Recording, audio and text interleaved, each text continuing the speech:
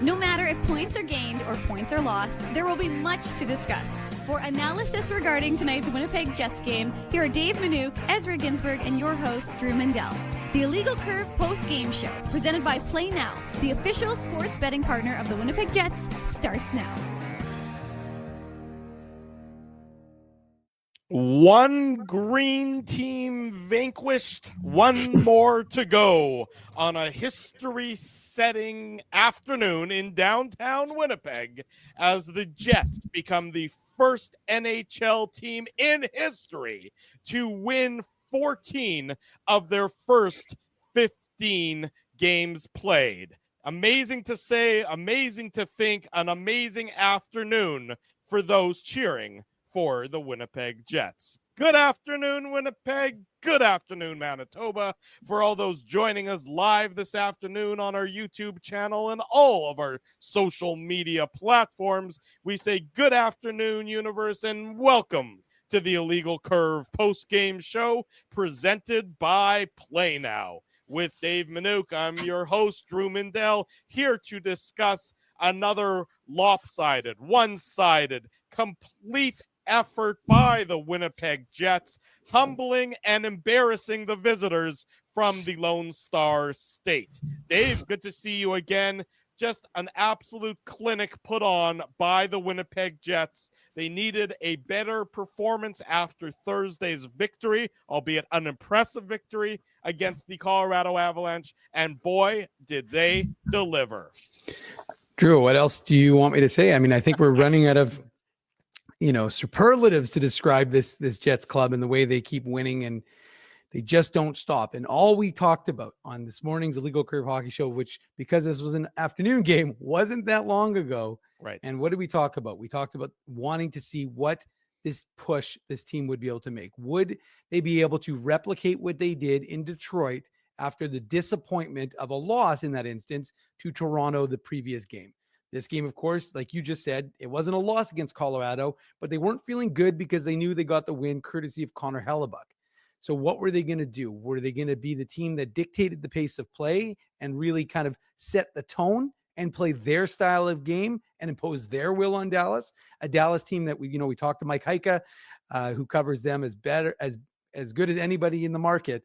And you knew this Dallas team what did they call it? They called it a measuring stick game. Mm-hmm. They were measuring. And remember, Dallas, unlike Colorado, has no injuries. Dallas is healthy. So Dallas is coming in with their full contingent. Mason Marchment, of course, took that puck to the face. He was leaking a bit. But the point I'm making is that this was the Dallas Stars. There's no ambiguity about this team. You could try and parse things with Colorado. But this game against Dallas was the mono against mono, right? Yeah, and strength against strength. Big time game, big time team versus big time team. Right. The Dallas Stars team that's been to the conference finals as of late, and the Winnipeg Jets, who haven't had that level of playoff success, of course, have had the regular season success. They wanted to prove that anybody saying, yes, it's an impressive start, but it's been against weaker competition, or yes, you beat Colorado, but you barely hung on, and that was a banged up Colorado team.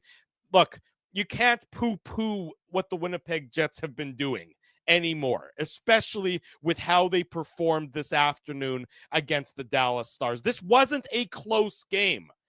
When it was 4-0, I tweeted that the score, despite it being 4-0, I might add, flattered the Dallas Stars because it very easily could have been 7 or 8 or 9-0 for the Winnipeg Jets if it wasn't for a couple of posts and a couple of great saves by Casey DeSmith, who entered the game after the Dallas Stars mercifully pulled Jake Ottinger.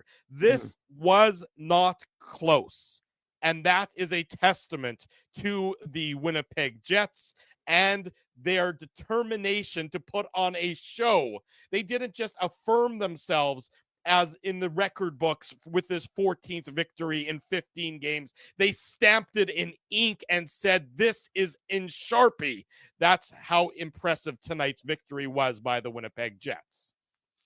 I think it's very well said, Drew. And you look at the top to bottom. I mean, we talk about it. It wasn't one line, right? Mm-hmm. Every guy got involved. You had Alex Iafallo, Vlad Nemestikov, I thought had a really strong game and really showed a lot of determination. Cole Perfetti, Cole Perfetti dishing out, By the way, hits I can't be the only person who wanted to see Perfetti and Maverick Bork fight, because it would have been like watching two junior high kids cross-check fighting. Stankoven, though.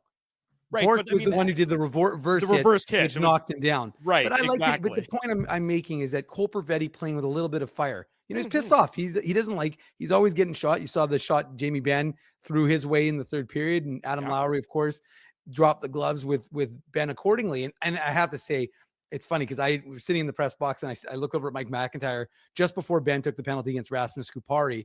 And I said to Mike, I'm like, Ben's looking to do something. He's going to do something. But I said, he's going to do something stupid. I felt like he was going to try and now some would say he was trying to drag his team into it, but I kind of felt like he was going to just do something reckless. He did. And of course the Jets made them pay. But my point is that you just saw that Dallas played with a lack of discipline and the Jets did not. And the Jets, and to their saw credit, the frustration. Saw frustration, but my point is, what were the other thing we were going to talk about, Drew? We were talking about the idea of a chess match, right? Strength against strength. The fourth best penalty kill against the best power play in the NHL. Guys, I mean, we're now 15 games into the season. We're no longer be able to say, well, it's a small sample size. 20%. It's a small sample size. That's right, Drew. Good math on your part. Thank you. That's a large enough sample size to say this team is good. This team is very good. I'm not going to use the elite word because, of course, that's Mindell's choice to use that word or not, folks.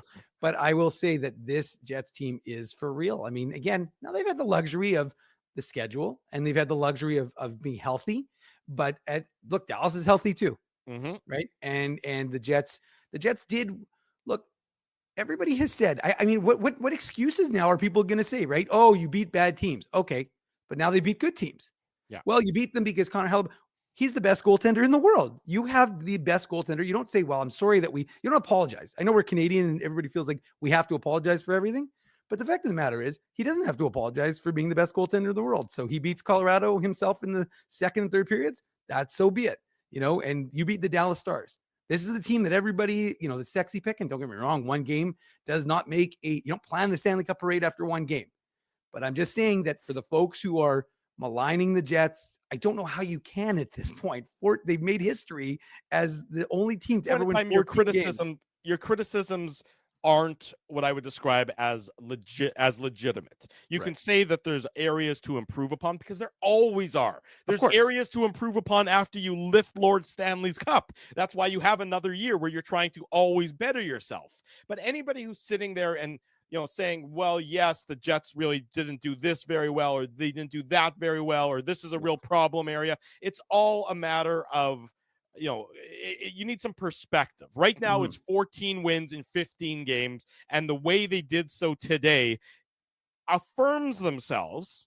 It's game 15, and I'll say it even if you didn't want to say it, but the way they played today against a Stanley Cup contender in the Dallas Stars, because a lot of people think that Dallas is at that level. The Jets are right now an elite hockey team. There's no question about it. To say different would be unfair to them. It would be unfair to the audience. It would be unfair to anybody who watches these games with an objective eye. You go out there, you perform like you've performed through the first 20% of these games, and you go and you do that against a Dallas Stars team that was hungry to start this game, that you knew that they wanted to be the ones to prevent the Jets from being able to set that NHL record. Well, Dallas was skated off the ice by the Winnipeg Jets. They were embarrassed and told they are the little brother to the Jets' big brother, at least on this Saturday afternoon. And that's a testament for the Winnipeg Jets. Well, I'm going to testify to the fan base because they were phenomenal. We'll get into the chants and stuff like that throughout the course of this show, Drew. But it was a sellout, second sellout of the season. So it was a great crowd, and it was a boisterous crowd. There was a lot of energy in the building. And again, like I said, some of the chants were fantastic, and it was a lot of fun. And so it was one of those things that you could sense that they wanted to reward their hockey club for a good game. And again, nobody knew what this game was going to look like, right? We have we have a discussion, before the game. We're like, okay, we're previewing it. We think it's going to be a chess match. Didn't really look like that. Or if it did, it looked like a grandmaster versus a newbie, really, because that Jets team was coming at them in waves and they were dictating the pace of play. And I just, and if there were breakdowns, Connor Hellebuck was excellent. And he didn't need to be. He didn't. You talk about breakdowns. Sorry, Dave. There weren't very many breakdowns until the game was already out of hand. I was going to say, like in the first period, I mean, it's crazy to think that. I forget about the score at that point. It was 2-0, right. But spoiler alert. But they were out shooting Dallas 12-2. Right. Dallas had the power play. Right. The Dallas Stars had the power play. So I'm just saying that it is amazing to me what this Jets club continues to do. And like I said, one game against a divisional opponent isn't necessarily going to mean that, you're winning the cup, but for them to have done what they did against, Dallas, Colorado, they beat Minnesota, they beat Nashville. I mean, not Nashville. They beat Chicago, Louis, Utah, and St. Louis in Utah. So the only team they haven't played and defeated really is Nashville. The 32nd team in the league. Yeah, exactly. But I just think that, I think the point you made though, Drew, is right. This is a Jets team that isn't satisfied with just getting 2 points. Right. Scott O'Neill said, and look, I suspect, we're going to hear from him in the Matt Frost Media Center soon enough, but I suspect when we hear from him, he's going to say, yeah, they're happy with it. They're happy with the way the team played. We got to move on. We got to move on to the Rangers, who they play on Tuesday. They'll be off tomorrow. And that's just the way these guys are just approaching things. Like he's going to, I would imagine, accept and acknowledge that they've made NHL history. But at the end of the day, head coach Scott O'Neill. So, Scott, yesterday at practice, it was noticeable with your group that although you had won the last game, clearly everyone knew that there was another level to get to. Seemed like your group came out kind of determined to right the wrong, if you will. I don't know if that's the way to put it, but you must have liked how this group responded today. Yeah, I think that we've had some really good games this year, but that might have been the most complete game. That was against an extremely good opponent, tough opponent, divisional opponent. Just the way we, especially structurally wise, for 60 minutes, that was rock solid, and you guys got to be proud about how they went out and got after, especially in that first period, to really kind of get after them right away. You'll take goals from anybody on your roster, no doubt, but I'm sure you like to see, maybe guys that don't light it up on quite the same prevalence as some of the other players like Alex Iafallo and Rasmus get rewarded. Yeah, that power play goal was that was a thing of beauty, just in the sense of P passing it through the guy's legs, Vladdy being wide, and then Nino and Al winning the race to the net. We knew we had them outnumbered. We knew we had caught a couple of guys high, and then it was a sprint to the net front. So great goal. And then the other one, same thing. Coop, they had the puck, and Coop got after the guy after the defense and created the turnover, and obviously continued on and got to the net. So I know that line has been playing good. They haven't been really rewarded in the sense of getting some offense off of it, but nice to see when that happens. Is the only way to beat Connor Hellebuck these days is to have him lose his stick? Because it seems like if he's got all his equipment, he's almost unbeatable. Yeah, obviously it was tough to see that one go in, because I know somebody mentioned there record there, a franchise record or whatever for minutes or whatever, but it's awesome that he's he what he does every night. You almost take it for granted at times. I know the crowd goes crazy, and but we see that in practice every day. We see it in the games often. So he's elite. That looked like a game in which no opponent was given space, no passing lane was unchallenged, and no shooting lane was given. I think Jared Bednar was here the other day raving about your team's details, and I'm interested in what goes into a team showing the details that this team is showing right now. Yeah, I mentioned, whether it was this morning or yesterday, that this is a team for me, Dallas, that that we're a lot alike. We do look a lot alike. That we play a lot alike. And like you said, there wasn't a whole lot. We knew there wasn't going to be a lot of space, and you're going to be contested every time you had the puck, and that's what it was. It was a grind, right? Even to the last whistle, the siren at the end of the game. They're a really good hockey team. They've been kind of one of the best teams in the West, and I still think they're at the top of the pile. And for us to come out and go head to head like we did, and we won most of those battles, and obviously it showed on the scorecard. He's far too modest to say anything about himself, but Vladimir Namestnikov goes where he's told, does his job admirably wherever he goes. What has he shown you as a second line center so far this year? Well, the chemistry with that line. I know he made the great play on the power play, but then that line. I mean, I was trying not to get in too much in the matchups, but a lot of time they were out against the Ben line, the Johnson line, and that's a good line. That's a heck of a line. I thought that they dominated. I thought they had a lot of the zone time. That puck. They had the puck a lot more, and I don't know how long. I think it was game 3 or game 4 when it all clicked in. And to me, I like the fact that they're dangerous. They're more than maybe just one line offensively. That line gives us a lot every night, and whether it's fly speed or it's Perfetti's playmaking, but it's Vladdy, his play without the puck, his defending, having to do all the work in our end of the rink. He's strong that way. Historic start. What does it mean to you? Obviously, you're pretty amazed a little bit at the same time. Obviously, these players they do have to recognize it. It's an amazing feat that what they've done so far, but we'd like to just keep this going a little bit longer. But at the end of the day, they got to be awfully proud of what they've done. It's historic, but it's just.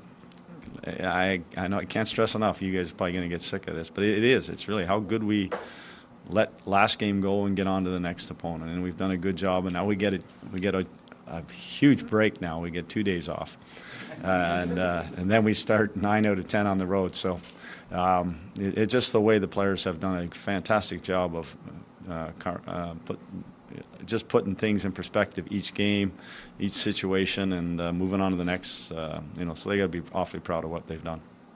What does it take to make a stretch like this happen? I mean, obviously playing well is part of it. Parking each game is part of it. But then also you need big game moments. You need Connor Hellebuck to do some things. Like when you try to size it up, what are the keys to a stretch like Real that? simple for me. This is such a team effort. It is such a team effort. This isn't Helly winning every game. This isn't Scheifele line winning us every game. This is 23 guys. This has been unbelievable in the sense of how everybody has contributed, whether that's blocking shots or making little detail plays, defending, but obviously scoring goals. We had to score early in the year. We had to score late in games to send it to overtime to win it. Just different ways of finding ways to stay into games, and then obviously getting the 2 points. And that's probably the best answer I can give you, is that this has really been a team sort of run for us. You've said that last year the way that the team built throughout the regular season all the way to those 8 games that you won at the end of the season were amongst the most fun you've ever had because of the way things built. How would you rank these 15 games? Yeah, they're right there, but I'm a downer. I'm the guy that's still worrying about the next 9 out of 10 on the road. I'm worrying about the New York Rangers. And it is. I don't ever want to put it down. It's been amazing. It's been an amazing run. It's been fun, but we like winning a whole lot better than the alternative, and so I'd like to keep this going a little longer. Just borrowing Sean's question from the room, a lot of times to sort of, so to speak, learn the lesson and come out even all the better the next game, it takes a loss, but you guys followed a win with a real ramp up in quality of play. So how did that happen? Yeah, I think that's part of our learning over the years here, what it takes every night. We've done lots of good things in the last 2.5 years here, but we're always learning. We're always recognizing that it's a new opponent. It's a different game. You got to kind of reset. You can't live off what you did, whether that was a loss, whether that was a game like the other night against Colorado, whether that was a blowout game. It's the new opponent. Start again. Let's go. We got to start all over and do it again. So that's the part for me where our team has been really good. Our leadership has been really good, is that we've reset, gone on to the next day. Thanks. All right. Thank you. There he goes, Winnipeg Jets head coach Scott Arniel speaking to the assembled media following the Winnipeg Jets' significant victory 4-1 over the Dallas Stars. I was about to say the Saskatchewan Roughriders, but I'm getting a little ahead of myself against the Dallas Stars. I got my green teams confused. Just out of the corner of my eye, it appears as though the Toronto Argonauts are going to go into Montreal and upset them. So the Argos are going to make it to the Grey Cup next Sunday out of the East, and we'll know in about 3.5 hours' time who's going to join them. Hopefully the Bombers, or of course the Dastardly Devil, the Rough Riders from the province over next to us. Winnipeg Jets 4-1 victory over the Dallas Stars this afternoon. Before we get into the Play Now game recap, we need to take a minute and address the passing of Ted Wyman.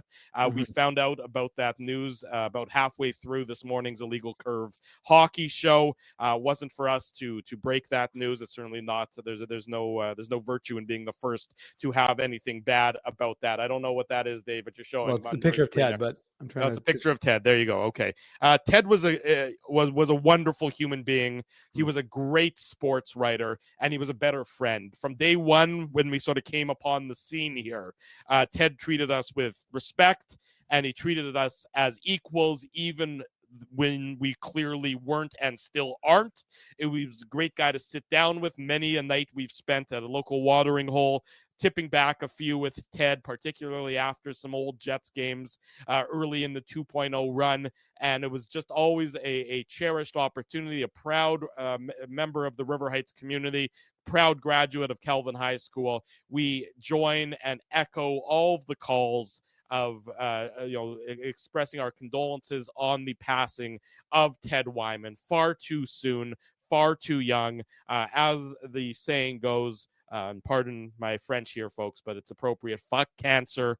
We will miss Ted. We will miss his time with that we spent with him. And I don't know that the Jets, had a great tribute. The Bombers have had a great tribute, and it's Ted more than anybody would have enjoyed the kind of day that we have here today in Winnipeg, where you got the Jets doing what they did, and then everyone heading down to the University of Manitoba campus to watch the Bombers potentially play for a spot in the Grey Cup for the 5th consecutive year. So have to express our condolences, of course, to Ted's family there, Dave. Well, and Drew, I just want to say, it's funny because I was looking back, not funny, but it's funny because I just looked back at all the Ted times we had Ted on the show after we heard the news, because I felt so terrible to hear the news, because like you said, he was such a nice guy, and he was quick to laugh, and he had good insight into all different sports. And I just watched a couple of his appearances in the last year. We had him on 3 times last year, and I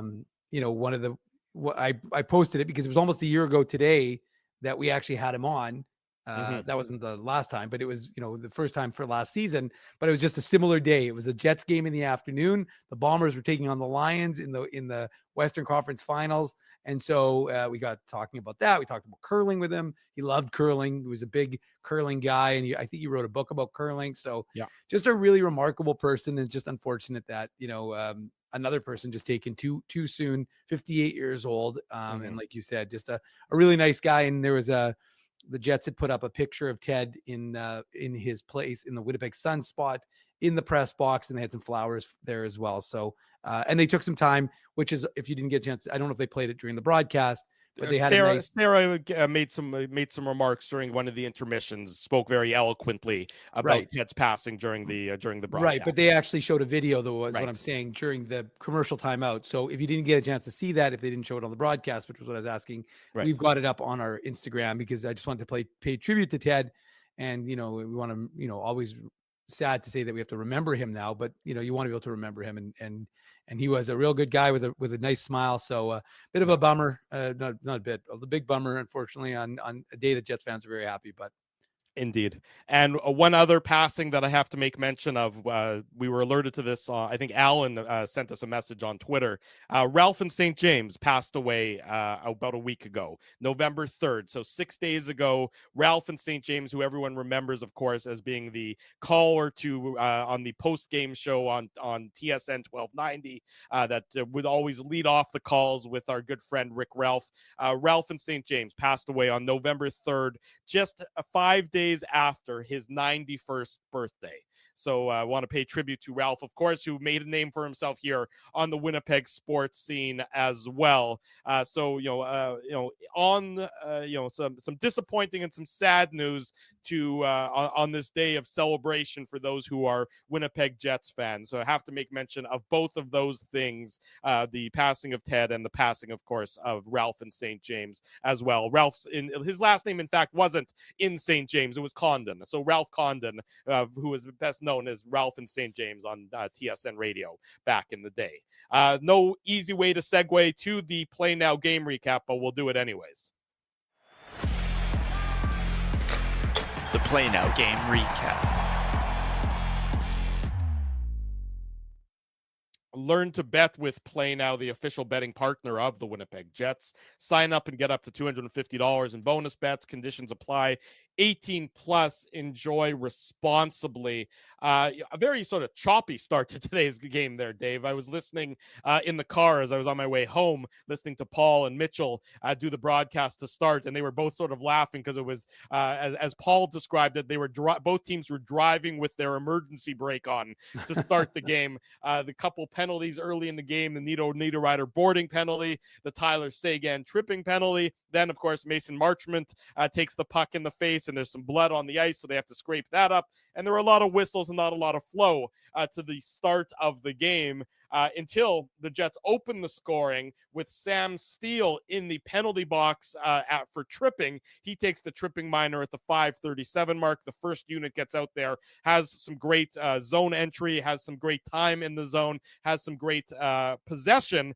Aren't able to capitalize. The second unit gets out there, and they do what the second unit does so quickly, which is score a goal. It's Alex Iafallo, his second of the year, his second on the power play, assist to Vlad Nemesnikov and Cole Perfetti.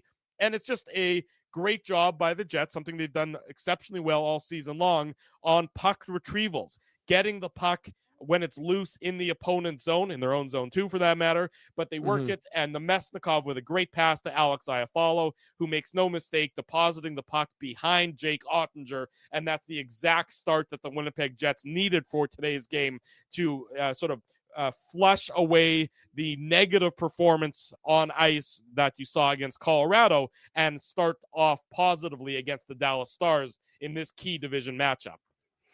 Yeah, I mean, and one of the things we've talked about, Drew, and it's funny because again, worth noting, it's not a 5-on-5 goal for Alex Iafallo, Right. but one of the things we talked about was that line, getting rewarded. And, you get those guys rewards in different ways. And Rasmus Kupari I thought was very noticeable. We'll talk about him obviously in a little bit, but using his legs, creating, drawing penalties, of course, took the penalty that led to the third Jets goal. And Alex Iafallo, I mean, these are the guys that the importance of balance and the importance of scoring from all over the team is significant. And this Jets team, one of the biggest concerns was, would they have enough scoring this year? Right. Well, they are. And the amazing thing is that when you look at the box score, it's not just the Mark Scheifele line. It's not just the Cole Perfetti line, although the Cole Perfetti line obviously had an impact on the game, but it's the fact that you're getting contributions from guys across the board. And Alex Iafallo is that kind of workhorse guy right in front of the net, puts himself into a position where he could get, plowed, but he's willing to take some pain if he can. And you like the word by Nemesnikov to free up that puck. And the Stars defense is not particularly good in this play. And I love the fact, the one thing I love, and I'm going to repeat it because I think it's critical, is how quickly the Jets power play units are making decisions. They're not, don't get me wrong, sometimes they're calculated, sometimes they're sitting there they're thinking about that pass. And Scheifele is probably the biggest sort of quarterback in that regard, and to doing things in that sort of with that method. But the second unit was so quick, the puck was on and off their sticks so quickly that really Dallas was kind of reeling a little bit. They really kind of had Dallas kind of puck watching. Yep. And before they knew it, Iafallo had deposited that Nemesnikov pass into the back of the net. And it was, first of all, again, a great crowd. So you knew that whichever team, it was the important, I'm not saying if you score the first goal, you automatically win, but you could sense that scoring that first goal was going to be big for the home team. One, because they've been giving up, obviously allowing the not every game, but they had been allowing other teams to score more than they had opened the scoring. They were coming back, but it just got the crowd into it. Folks were animated. They were having fun. And like everybody said, it's such a good day for sports in this province that I think that it was just a great way to get the crowd into the game quickly. And you can draw energy. Players talk about it. They draw energy from a good crowd. That was a good crowd today. It was great. It was a fun atmosphere in the arena, and the Jets did their part in making it a fun atmosphere. Look, the Jets need to do their part and by playing well, and they certainly did. And to your point about the power play and the Jets in general, they just are they're a quarter to a half a step ahead, it seems, of their opponents a lot of the time, especially with a man advantage. They know where that puck is going before it's even on their stick. They're always thinking the next spot, the next rotation, the next puck movement. And that's what you saw here. The puck is on the Mesnikov stick, and you just see Iafallo darting towards the net, and boom, the pass is on his stick before the Stars can react to it, and it's in the back of the net. It's just that confidence that they're playing with, and that ability to be thinking the game almost faster than their opponent can, that makes the world a difference. And you're seeing that from the Winnipeg Jets perspective. They take a 2-0 lead. So 1-0, and they've been out shooting Dallas sizably to start the game. How about 2-0? It's a little less than 3 minutes later. It's 2 minutes and 53 seconds later. It's Rasmus Kupari, his second of the year, assist to Alex Iafallo. And what you love about this is that you're forcing the turnover. You talk about playing ahead of your opponent. Matt Dumba had no idea what was in store for him there. He thought he had time. He thought he had space. He played it far too casually, especially for a veteran guy, albeit a veteran guy who's got some warts to his game at this stage of his career. Kupari with the educated stick. He forces the turnover. Iafallo with the shot. Kupari is all alone and just tucks it behind Jake Ottinger with the rebound. You saw the $1 million wattage smile on, I guess, the million wattage smile on Kupari. Sort of $1 million wattage. That's a separate issue entirely. That was the rejected wrestling character, $1 million wattage, not $1 million man. But 2-0 for the Winnipeg Jets after a great defensive play by Kupari leads to a great offensive goal for the young centerman for the Winnipeg Jets. Yeah, and good point that I just highlighted about Matt Duchene and his lack of a back check. He didn't really have much of one, a little apathy, as he was just kind of like standing straight up, not really putting much effort, kind of expecting that, there was going to be a little more control, thinking that Matt Dumba would have a little more control. And Dumba, the pressure of Kupari, I mean, that's the speed game. And look, Dallas is reeling at this point. They're being outshot 9-2 by Winnipeg. Winnipeg is in full control. The crowd is into it. And then what did we see? We saw, Kupari press, but also Iafallo. So you've got two guys in on with the numbers on Dumba, and Duchene doesn't do anything to at least make it 2-on-2. So Duchene's standing there somewhat apathetic. Dumba makes a mistake. Those happen. Trust me, he's a guy from Regina. He's surrounded by Bomber fans. He's probably not very happy right now. And so, although credit to the guys, there were some Regina fans. So it was 90, was it 80s? No, 90s night today. 90s night. So they had these 4 dudes who were wearing like 90s, I guess like I don't know what they were wearing, 90s apparel, let's call it. Sure. And then at one point they all lifted up their shirts and they were all in had bomber jerseys on. Rider jerseys on underneath.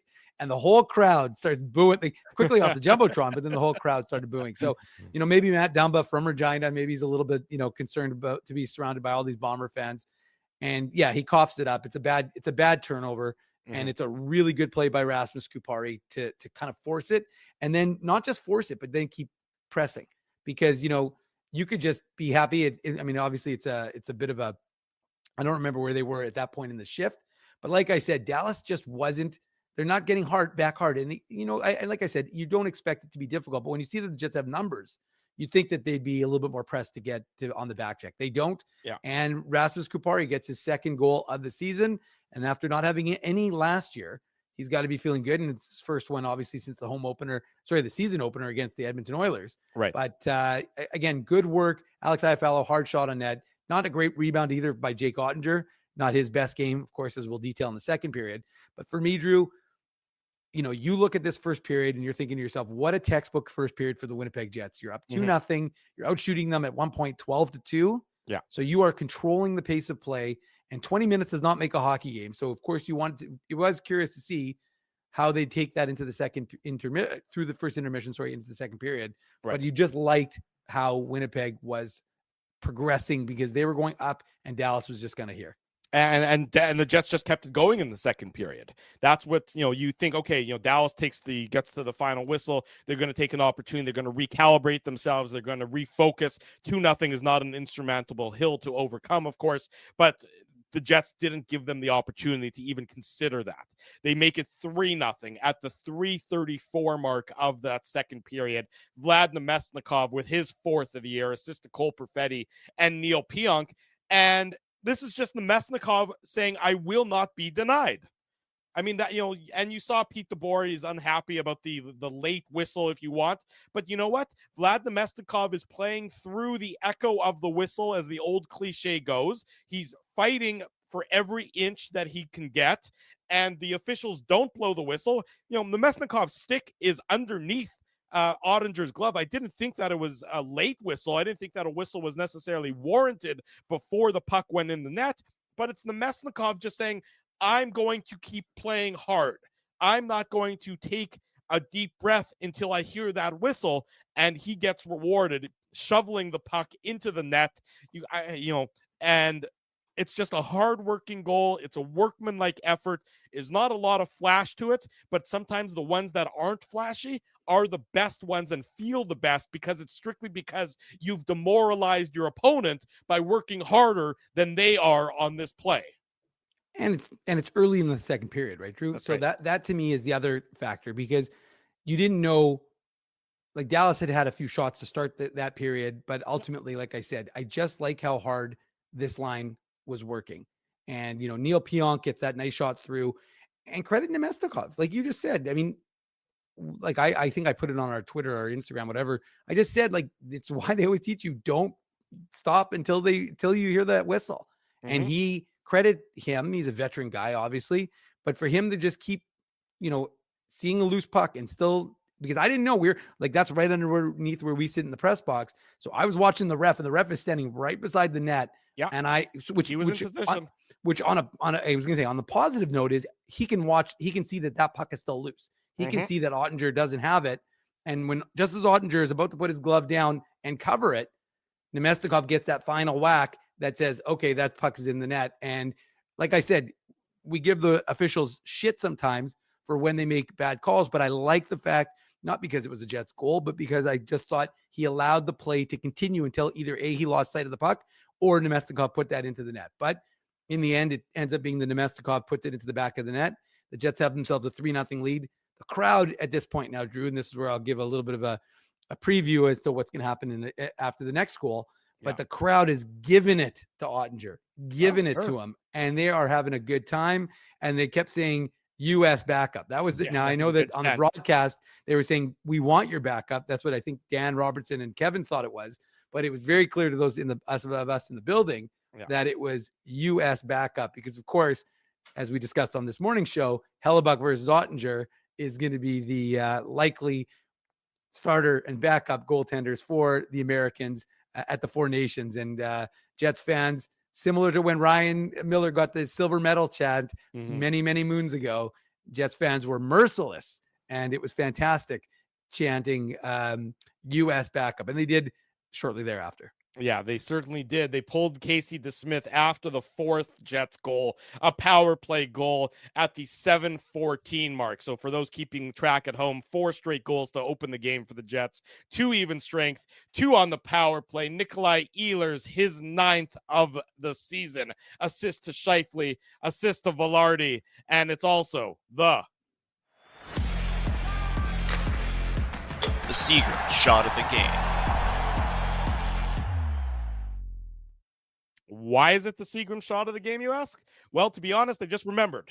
And it's the last goal we have to talk about from the Jets' perspective. So by default... It was also a good shot. It was a good shot. It was probably if you're looking at strictly on the shot perspective, Probably is this one anyways. But in any event, Nikolai Ehlers also gets rewarded as the Seagram shot of the game, which I'm sure is a tremendous honor for him. I suspect a lot of individuals are going to be having a drink or two tonight, whether we're at the Jets game, or you're at the Bomber game, or you're at Rumors Comedy Club, or you're at Boston Pizza, or wherever you are today.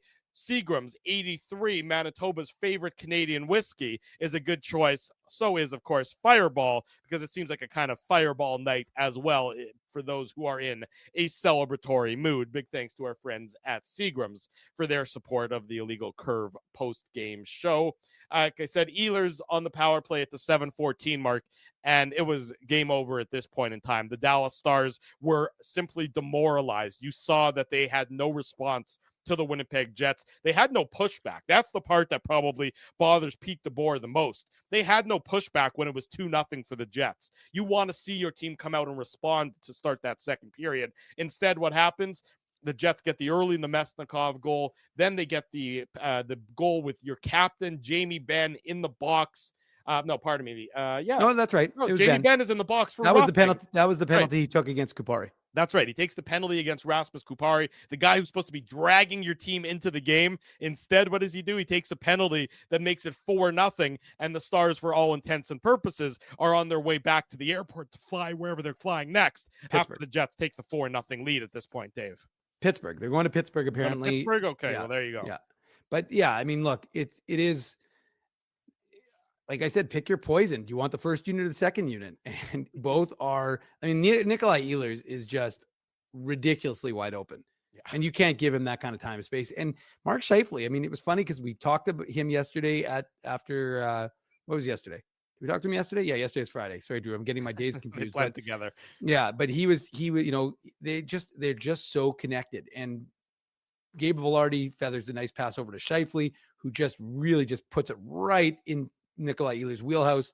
And there's nothing, I mean, it was the shot of the game, to be honest with you, unless you wanted to give it to Nito Niederreiter, which came shortly thereafter when he smoked the post. And then somehow, the Jets hit really after this goal goes in. It's 4-0. They pull Ottinger, they bring in DeSmith. And the Jets, if it wasn't for Casey DeSmith making a number of nice saves, oh, for sure, and the Jets themselves hitting the post, this was an 8-0 game. Sure. No, there's no question. And like I said, in Ehlers, look, that's his 9th goal. But I was going to say about Scheifele, I mean, he's got 7 straight games now with at least 1 assist.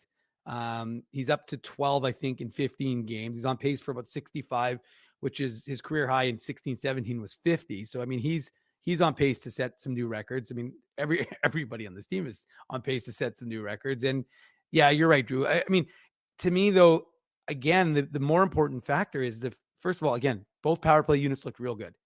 You get 2 power play goals on 3 chances, or at that point? I know that I don't remember where it finished, but because I know they didn't score on the Ben one, but I think they were 2 for 3 to that point in the game. They were 2 for 3 to that point in the game. They didn't score on the abbreviated Tyler Seguin one.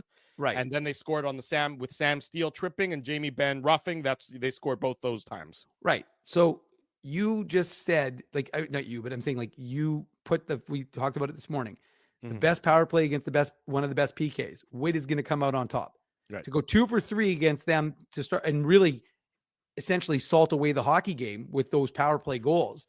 And, that's what the point you're making is that Jamie Benn is trying to do. I think, like I said, I talked to Mike. I said, he's going to do something. I can see it. I could see the way he was skating around. That's just in his DNA to try and do something to mix something up to try and get his team back into it for better or for worse. In this instance, it was for worse because, like I said, he goes to the sin bin and the Jets put the game away. It's 4-0. This game's over. No. It's really at this point now just a function of whether Connor Hellebuck is going to get the shutout or not. But again, now I want to give a shout out to the Jets fans because this is where they were merciless, at Ottinger, and Ottinger gets the pull because he gives up 4 goals now on 15 shots by the Jets. So he gets the yank.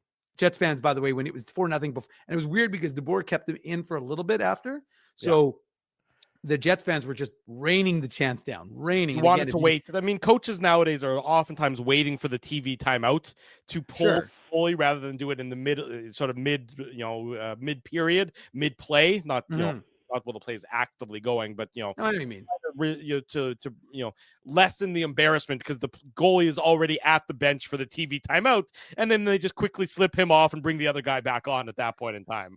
Exactly. But so DeSmith comes on and Jets fans are just giving it to, so before he pulls him from the game, Ottinger's in net still and Jets fans are just raining it down. US backup. And again, if you didn't see it, go to the Illegal Curve Instagram. I've posted it on there. Yeah. And then this is why I love Jets fans, because so they pull Ottinger, he's gone. DeSmith comes into the game. DeSmith goes, I think he goes 5 for, well, he didn't give up any goals, but he goes 5 for 5 in quick succession. Like the Jets have some good chances. There's a Nino Niederreiter comes in, hits the post, hits DeSmith in the back.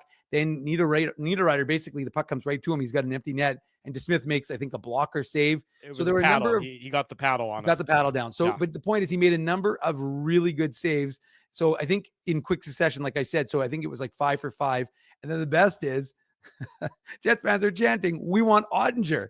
So they're wanting Ottinger back. I mean, it's just, again, you got to tip your cap to Jets fans when they're clever like that. And I thought they were clever, and it was a lot of fun. And that's the kind of environment that folks want to be a part of. And you can, it's going to resonate. I know I could already see that my tweet was getting picked up and was getting, a lot of folks around the NHL were taking note of kind of the shenanigans, if you will, of Jets fans. But why shouldn't they be celebrating?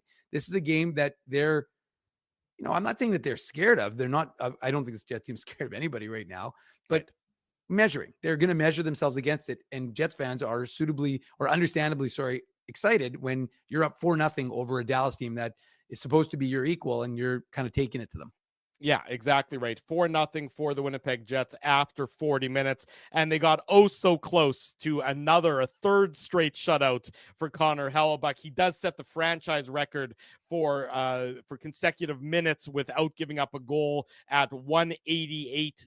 He sets the record, but Thomas Harley shoots it. Rupe Hintz late in the game with 1:22 to go. It seemed like he was going to get there. He doesn't quite get there. 4-1 is the final for the Winnipeg Jets over the Dallas Stars. The Jets set the record, 14 wins in the first 15 games, first NHL team to do that. And Connor Hellebuyck sets the franchise record for consecutive minutes played without giving up a goal as well.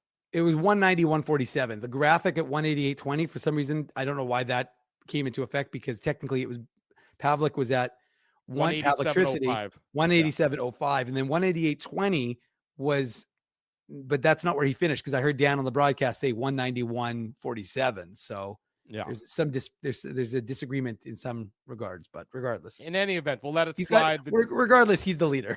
He is the leader. There's no question about that. He is the leader, and the Jets are the leader in the league. 14 wins in their first 15 games.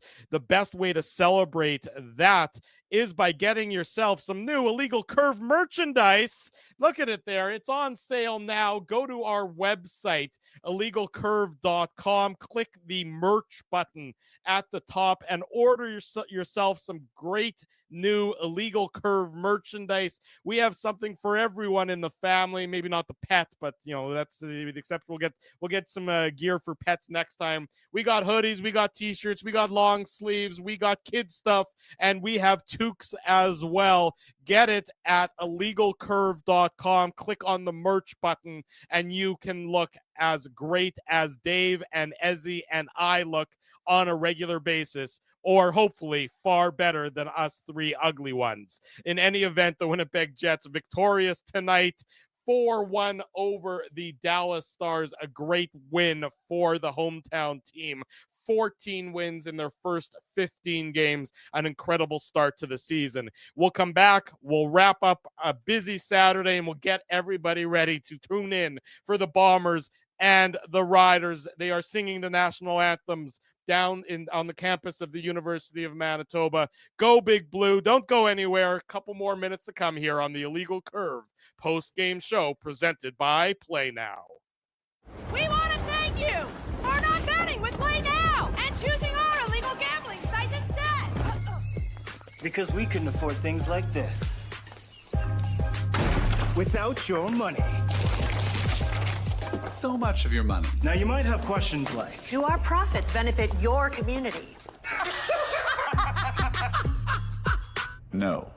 Or bet with Play Now, Manitoba's local legal and secure gambling site. Dining, entertainment, parking, and convenience, all in one spot. City Place is located in the heart of downtown Winnipeg, attached to the Canada Life Centre. Whether you're working, living, or out for a night in the downtown, make City Place your go-to destination before or after the fun finds you. Lunchtime, game time, anytime, visit City Place at 333 St. Mary Avenue, next to Canada Life Centre. Holt Dental, the new official dentist of Illegal Curve, has a philosophy rooted in two unyielding principles: genuinely caring about patients and providing outstanding service. Being a patient of Holt Dental means more than just checkups and treatments. It's taking the time to listen and talk to each patient so they can achieve the best long-term health, functionality, and aesthetics for their teeth, mouth, and gums. Conveniently located at Grant Park Festival on Taylor Avenue, Holt Dental is dentistry of the highest quality in a comfortable and relaxed environment. For more information, visit holtdental.ca. Oh, and there's plenty of free parking at the front door, too. Celebrating its 40th year as Winnipeg's home for stand-up comedy, Rumors Restaurant and Comedy Club has recently been named Canada's top comedy club and a top 5 comedy club in North America. From birthday parties to date nights to fundraisers and everything in between, Rumors is your destination for the best and most affordable live entertainment Winnipeg has to offer. For more information on upcoming shows, Rumors' incredible promotions, and to purchase tickets, visit rumorscomedyclub.com. So you're a pizza person, you married a wing person, but somehow your kids are salad people. You can't pick your fam, but you can pick your BP meal deal, starting from $18.99 for takeout or delivery at bostonpizza.com. 25 minutes before the top of the hour. Welcome back to the Illegal Curve post-game show. Drew Mandel, Dave Manouk with you on this Saturday, Super Saturday, here in Winnipeg. It started at 9 a.m. with the Illegal Curve hockey show. The Jets did their thing, defeating the Dallas Stars 4-1. The Bombers are about to start with kickoff, and of course, the Manitoba Moose will be in action in Texas to face the Stars in a couple hours' time. So you need to keep it locked to illegalcurve.com and, of course, our YouTube channel for all of the latest to do with the Jets and the Moose and everything else under the sun. Courtesy of Darren Bombing. This is Dallas Stars head coach Pete DeBoer about Winnipeg and Florida, who the Stars lost to twice. When you look at these guys being the Jets, and you look at Florida, they've exposed us, and we've got to be a lot better. Furthermore, when we've had opportunities to play the top teams in the league, we haven't risen to the occasion, so that's on us. A very unhappy Dallas Stars head coach, lamenting the effort of his team, while at the same time heaping praise on that of the Winnipeg Jets with their tremendous victory tonight in downtown Winnipeg. 14 wins in their first 15 games, a record-setting start for the Winnipeg Jets. Final comment to you, Dave M. How do you want to wrap up what has been a very busy Saturday for us?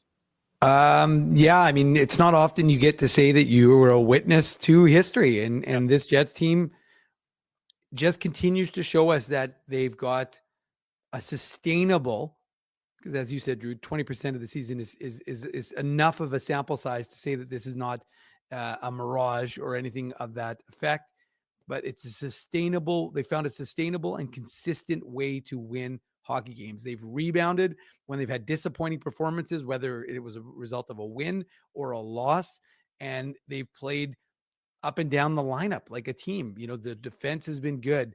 They've been like, for them to do what they did to Dallas. Dallas is no Chicago. They're no San Jose. They're not a bottom feeder. And regardless of whether Pete DeBoer is happy with his group, and he's obviously not happy with his group, and I don't, expect him to be after, like we talked about, losing both games to Florida in Finland, and then you come home, you beat Chicago, which is no significant feat, and then you get spanked pretty hard, and you lose your number one goaltender to a pull in the middle part of the second period. So the Jets I think the Jets wanted, and remember, the Dallas had the Jets number last year, right? So 3-1 against the Jets last year. I think the Jets wanted to send a message to Dallas. And look, at the end of the day, folks are going to say, we're not going to be talking about game 15 in the playoffs. So this is just game 15 of the regular season. But it's worth noting this Jets team now has 28 points. Mm-hmm. Like, I mean, it's pretty remarkable. 28 out of 30. 28 out of 30. And like I've been detailing on my own Twitter and on our Instagram, you know, this is a team that if you go back and look over the years, generally speaking, for example, like, you know, to get to win 14, I will guess most other Jets teams did it in anywhere from 21 to 30 something. Right. And this Jets team does it in 15. So it's remarkable. It's remarkable what they've done. And Jets fans, I hope you enjoy it. I hope you've enjoyed the coverage we've given you today. And again, I think I honestly thought today was a testament to sports in Manitoba. And I think it's a nice way to honor Ted's memory because, you know, I think I can't think of anybody else who would enjoy something like this with a sold out Jets building and, you know, covering a team making history. And then the Bombers going on to try and clinch, I think, their fifth straight Grey Cup. Grey Cup. So enjoy it, folks. Exactly. That's what we're going to say. Go enjoy it. Thanks for joining us here on the Illegal Curve post-game show. Big thanks to all the sponsors, our friends at Play Now, our friends at Holt Dental, Boston Pizza, City Place, Seagram's. You talk about sellouts, our friends at Rumors Restaurant and Comedy Club. They had 7 shows this week. All 7 shows were sold out, including tonight's 2 shows as well. So it's been a great Saturday. Hopefully it continues for the Bombers. Big thanks to you for joining us. Big thanks to everybody for joining us this morning. Smash the like button if you haven't already done so. Subscribe to the podcast if you haven't done so. And of course, tell your friends, tell your family the best place to be after each and every Winnipeg Jets game.